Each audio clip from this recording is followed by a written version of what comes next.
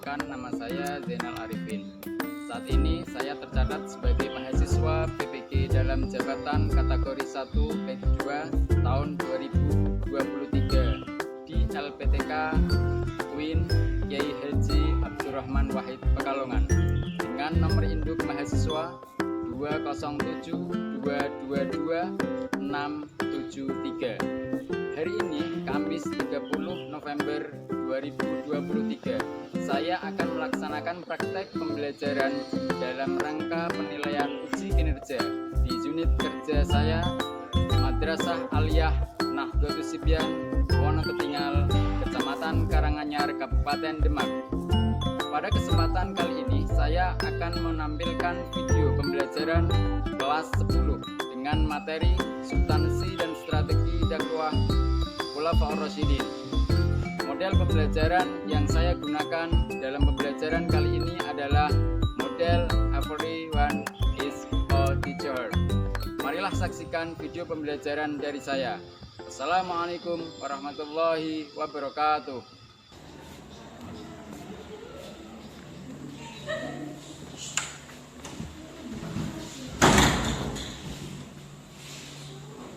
Assalamualaikum warahmatullahi wabarakatuh.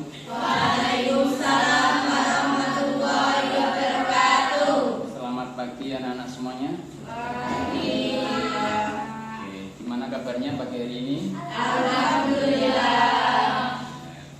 Oke, seperti biasanya sebelum kita mulai pembelajaran, marilah kita berdoa dulu dengan membaca surah Al-Fatihah. Semoga pembelajaran pada pagi hari ini nanti diberikan kemudahan dan kelancaran oleh Allah Subhanahu wa Ta'ala dan mendapatkan ilmu yang bermanfaat. Alhamdulillah sholihah Al-Fatihah. A'udzu billahi minasyaitonir rajim. Bismillahirrahmanirrahim. Alhamdulillahirabbil alamin. Ar-Rahmanir Rahim. Maliki yaumiddin. Iyyaka na'budu wa iyyaka nasta'in. Ihdinas siratal mustaqim. Siratal ladzina an'amta 'alaihim ghairil maghdubi 'alaihim waladdallin. Rabbighfirli wa liwalidayya wa lijami'il muslimina amin. Selanjutnya saya akan absensi dulu.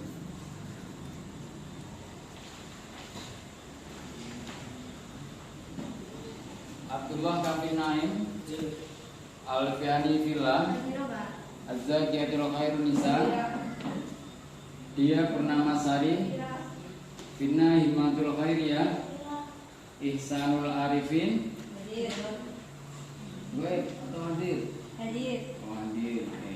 Husnul Khatimah, Lian Titania, Muhammad Hasan Siddiq. Oke. Sakit ya? Sakit. Semoga cepat sembuh ya. Muhammad Rafil Nugraha. Ini juga sakit. Oh, hadir. Oke, Mas Nugraha. Muhammad Syahroji, Nadia Citra, Naila Ifam. Ya anak-anak, untuk kegiatan pagi hari ini nanti yaitu kita akan membahas sebuah tema.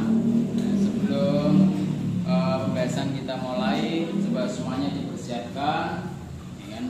Dari bukunya, alat tulisnya sampai dipersiapkan.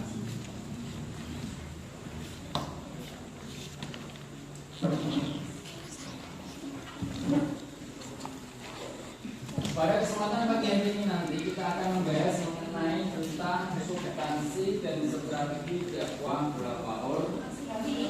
Ya kan, kalau kemarin kita membahas mengenai tentang profil dari Khulafaur Rasyidin dan bagaimana cara mereka diangkat menjadi khalifah. Tentunya kalian sudah paham semuanya itu ya. Dan nanti kita akan membahas langkah selanjutnya, yaitu adalah sebuah strategi dan substansi dari dakwah Khulafaur Rasyidin itu sendiri. Ya. Pada pembelajaran pagi hari ini nanti mengenai tentang substansi dan strategi ini tentunya nanti dapat kita ambil manfaatnya, atau manfaatnya itu sangat banyak sekali, yaitu khususnya mengenai tentang kepemimpinan. Bagaimana cara mereka Khulafaur Rasyidin ini memimpin? Karena Khulafaur Rasyidin ini adalah kepemimpinan setelah Rasul. Bagaimana model mereka memimpin, strateginya itu bagaimana, nah itu nanti akan kita bahas di sini. Hal-hal yang perlu pembelajaran pagi hari ini yaitu mengenai tentang substansi dan strategi, begitu pula mengenai tentang teknik atau metode yang akan kita gunakan pembelajaran pada pagi ini, yaitu adalah metode Fariwa is Tijoher, yaitu merupakan suatu metode di mana siswa itu nanti berperan selayaknya menjadi seorang guru. Ya, nanti ke depan atau di depan menerangkan mengenai tentang sebuah materi kepada peserta didik yang lain atau pada teman sejawatnya, sehingga itu nanti akan menambah suatu pemahaman, baik itu dari siswa yang maju di depan maupun dari siswa yang diterangkan.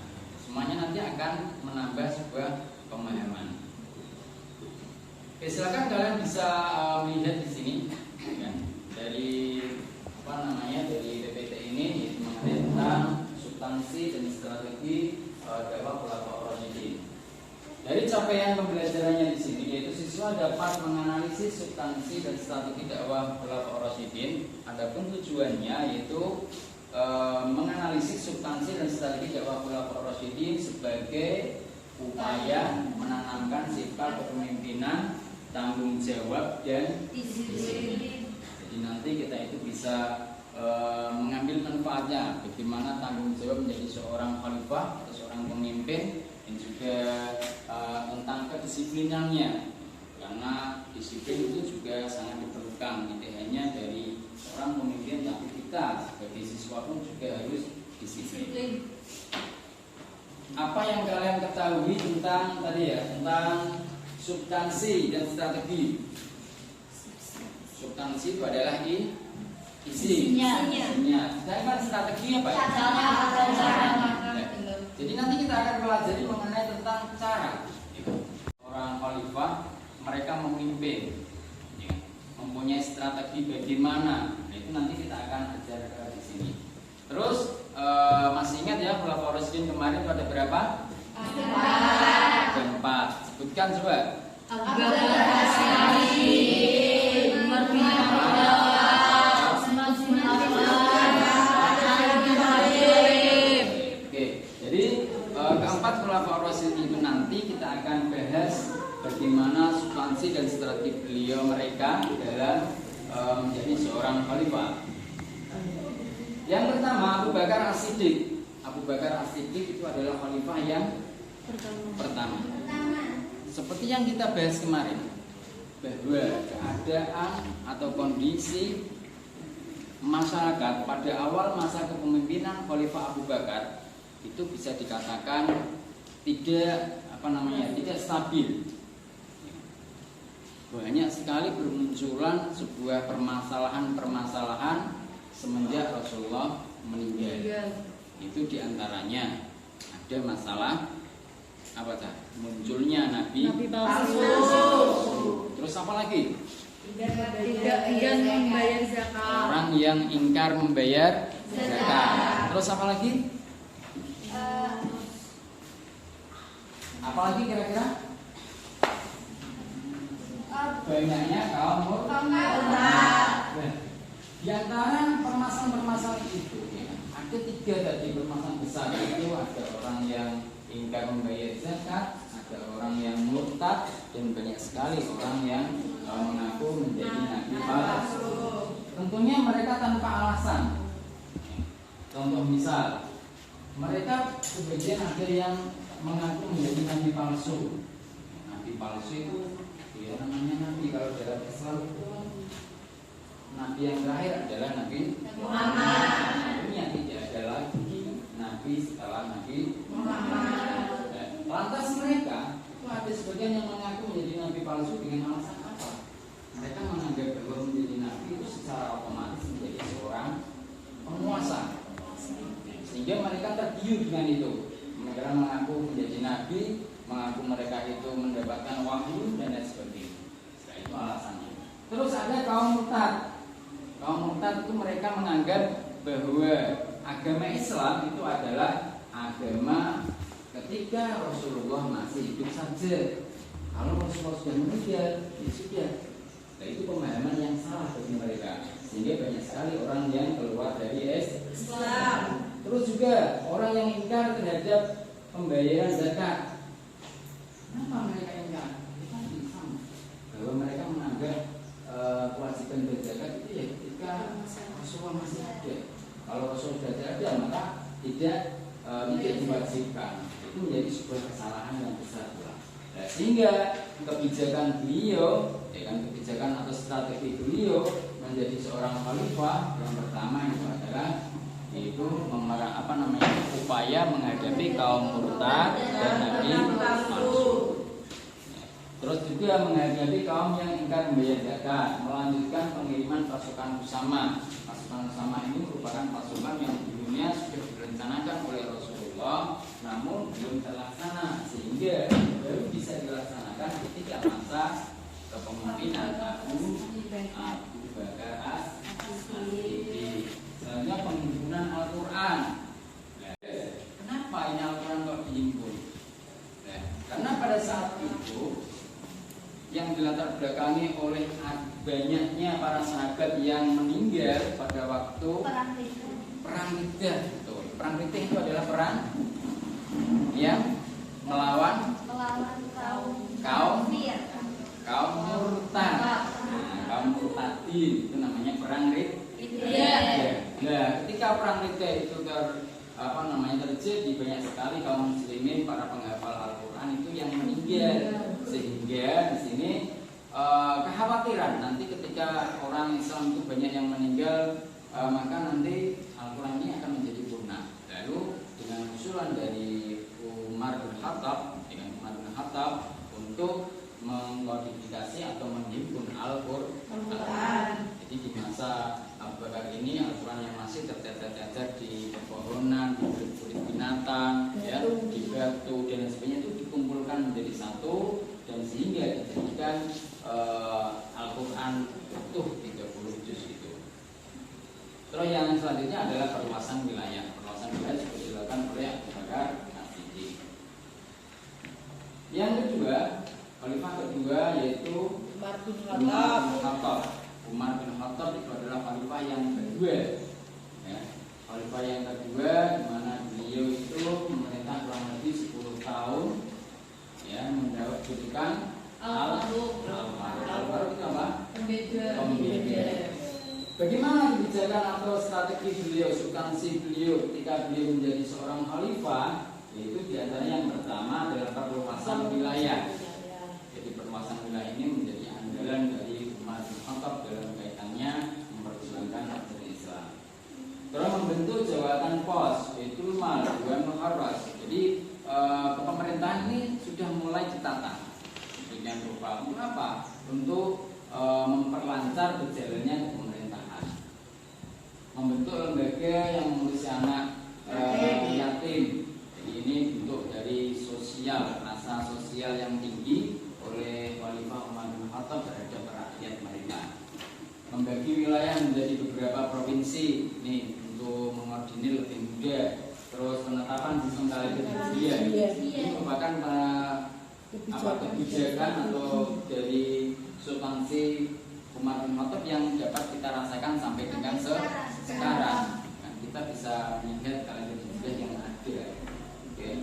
Kita lanjutkan yang ketiga yaitu Utsman bin Affan. Siapa yang masih ingat Utsman bin Affan kemarin itu gimana?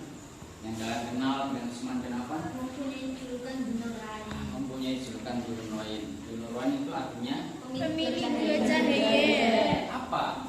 Karena apa? Dua putri Rasulullah. Siapa namanya? Ummi Kulsum dan Ruqayyah. Nurain. Beliau itu adalah seorang sahabat Rasulullah yang pemalu, dermawan, ya, yang kaya, itu tidak sombong, ya, Utsman bin Affan. Oke, masuk pada strategi atau kebijakan beliau atau substansi beliau menjadi seorang khalifah. Yang pertama itu adalah perluasan wilayah, sama seperti yang khalifah sebelumnya, adanya perluasan wilayah. Standarisasi mushaf Al-Quran. Nah, standarisasi mushaf Al-Quran ini dilatar belakangi banyaknya para sahabat yang mereka itu bertengkar, ya kan, menjadi sebuah perdebatan yang panas berkaitan dengan tata cara membaca Al-Quran. Oke, membaca Al-Quran. Sehingga di situ adanya standarisasi Al-Quran, disamakan tata caranya atau cara penyeragaman tanda bacanya. Terus pengangkatan pejabat negara. Ini pengangkatan diambil dari punya yang diambil dari keluarganya sendiri. Ini nanti menimbulkan banyak orang yang tidak tidak setuju, ya, atau istilahnya mereka tidak terima dengan hal tersebut. Karena kenapa yang diangkat itu dari keluarganya sendiri. Oke. Terusan yang lain adalah pembangunan fisik itu, ya, seperti pembangunan masjid atau jalan, jembatan dan sebagainya. Itu yang dilakukan oleh Utsman bin Affan. Lalu yang keempat yaitu Ali bin Abi Thalib itu adalah seorang khalifah yang keempat. Beliau juga merupakan keponakan sendiri dari Rasulullah dan beliau diasuh mulai dari kecil oleh Rasulullah. Beliau memimpin selama kurang lebih 5 tahun, mempunyai julukan Asadullah. Jadi saking pemberaninya beliau itu dijuluki sebagai Asadullah. Lalu bagaimana strategi beliau dalam ketika memimpin? Itu yang pertama adalah penggantian pejabat lama dengan pejabat baru. Jadi pejabat-pejabat inilah tadi yang diangkat oleh Utsman itu menjadi sebuah permasalahan atau dianggap menjadi sebuah permasalahan adanya pemberontakan. Terus yang kedua ada penarikan kembali tanah hadiah. Di tanah hadiah ini yang semula dibagi-bagikan itu diambil kembali oleh masa Ali bin Abi Thalib. Terus menghadapi para kaum pemberontak. Jadi di masa kepemimpinan Ali bin Abi Thalib ini banyak sekali pemberontakan. Ada pemberontakan dari Muawiyah. Nanti memunculkan perang apa namanya?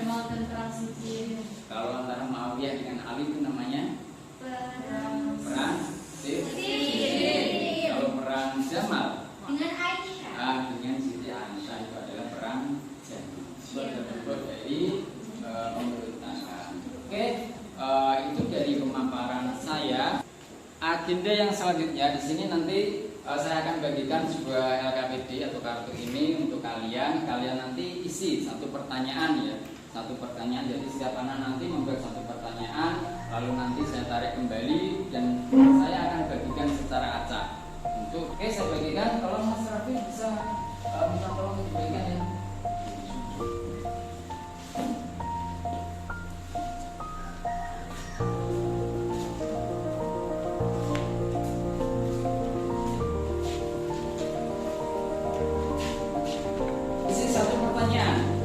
Semuanya membuat satu pertanyaan untuk dibuat, ya, satu pertanyaan. Silakan.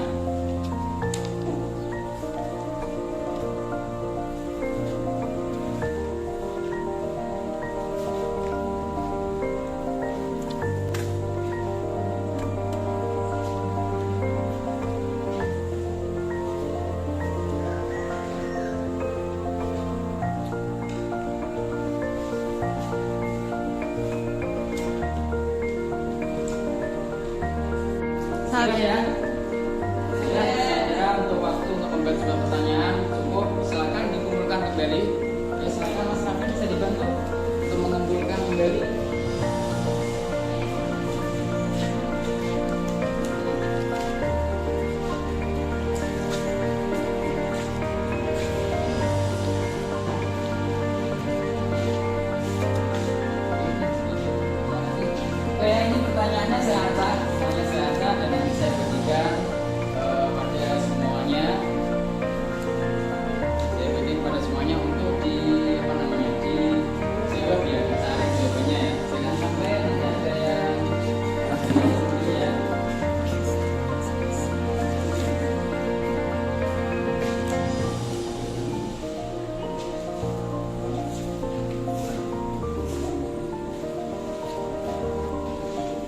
baca tulisannya itu? Sudah bisa terbaca ya?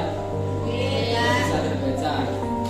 Kalian cari jawabannya atau tulis jawabannya selengkap-lengkapnya untuk nanti bisa ditampilkan di depan. Ya, silakan dicari jawabannya, boleh kalian membuka HP untuk browsing dan bisa membuka buku ya. Cari jawabannya dengan lengkap. Gitu ya. Saya kasih waktu 15 menit.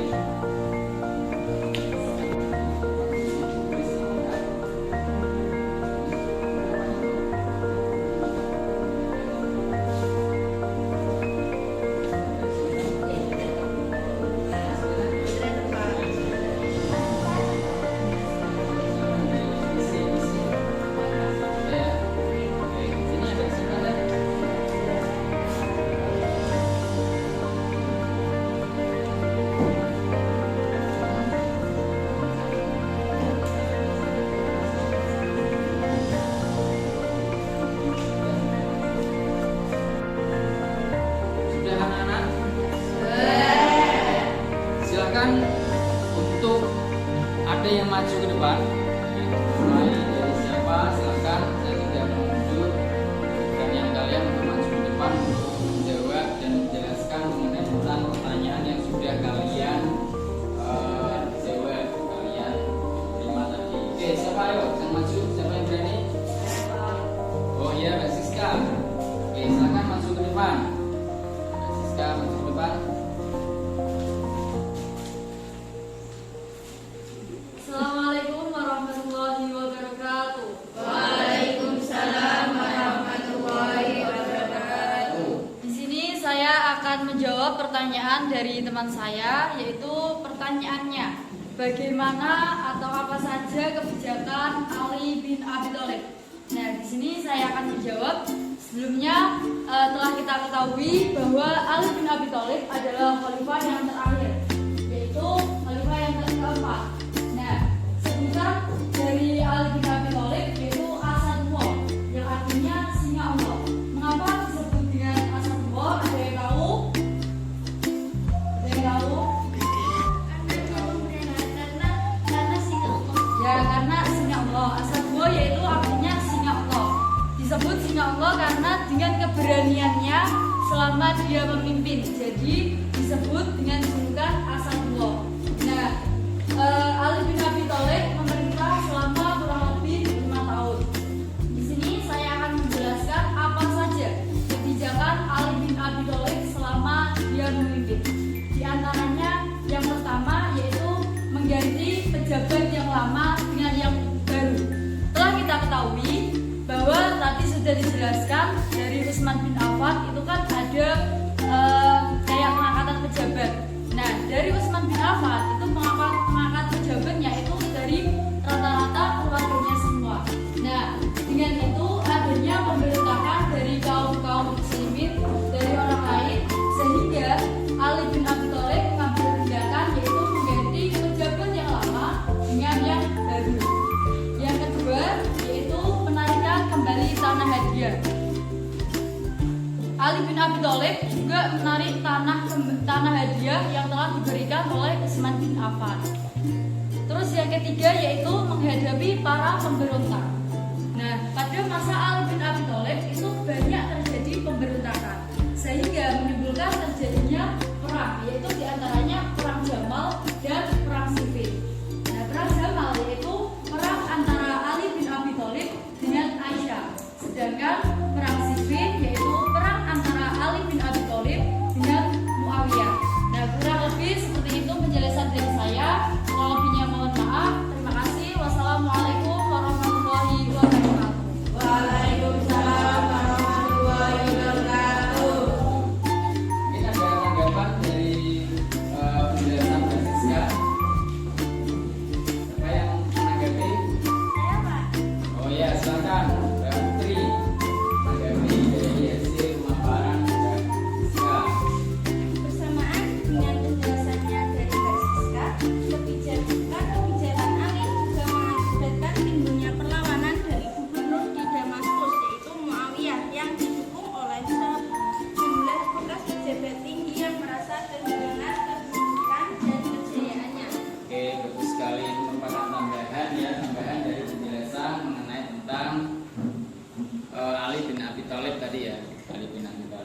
Oke, berikan tepuk tangan semuanya.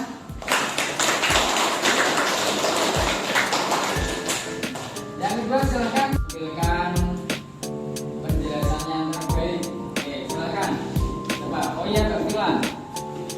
Oke, silakan Mbak Filan masih depan.